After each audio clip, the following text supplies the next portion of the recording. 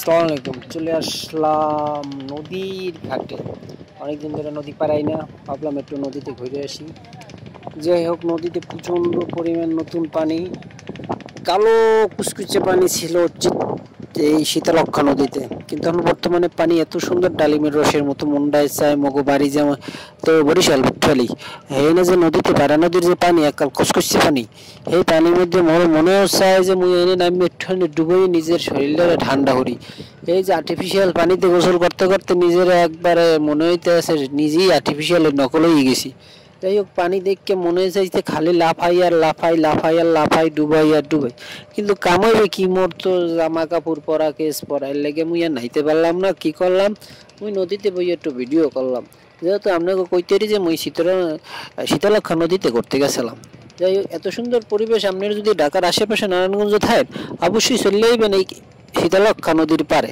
এখানে আইলে আপনি এত মনোরম দৃশ্য, মনোরম পরিবেশ সবই এমনি পাই বোঝায় না। হাজার হাজার ঘুরতে সুন্দর লেখা আছে, আরও অনেক কিছু আছে। যাই হোক, সমস্যা নেই, করতে গেলেও সমস্যা নেই, আমি করতেই চাই। দামই বেশি, এত সুন্দর পরিবেশ আপনার ঢাকা শহর এই পরিবেশ এই জায়গায় এদিকে আশেপাশে নাই।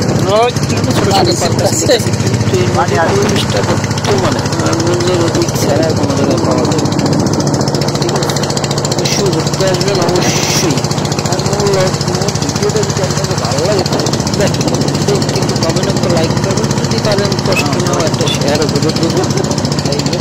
আর আপনি যদি পারেন বেশি করবেন, তাহলে কী করবেন, চলে গেলে মনে নেই পানি থাকতে পারবেন, সমস্যা হবে না। তবে বলি আমি সবই একখানে থাকুন দিন শেষে। আর অনেকদিন পর নিয়ে সেটা দিবস আসছিলাম, এত সুন্দর আটকা থাকতে থাকতে একবারে চলে নিয়ে গেছিলাম। যাই হোক, এই জায়গাটা অনেক সুন্দর। আসলে বলতে পারবেন না যে আসলে কোন জায়গায় আইছি। সুন্দর জায়গা বরিশাল ছাড়া যে আসলে থাকে আমি দেখছি। পোশাক করে বড়টা ঠান্ডা হয়ে গেছে আমি আর দেখিনি। হয়তো বা কোনো পার্কে সুগন্ধ পার্ক, সুগন্ধগ্রাম এইসব জায়গায় পাওয়া যায়। এছাড়া এত সুন্দর পরিবেশ আমি সচরাচর পাইবেন না। এই যে চিত্রাঞ্চল এলাকায় শীতলক্ষ্যা নদীর পারে যাবেন নারায়ণগঞ্জ, দেখুন এত সুন্দর। আমরা কি যাইবেই যান, আমরা বই আর একদিন বলতেন আমরা যে জায়গায় না, তাই আমরা বুঝতে পারবেন না যে এই জায়গাটা এত সুন্দর।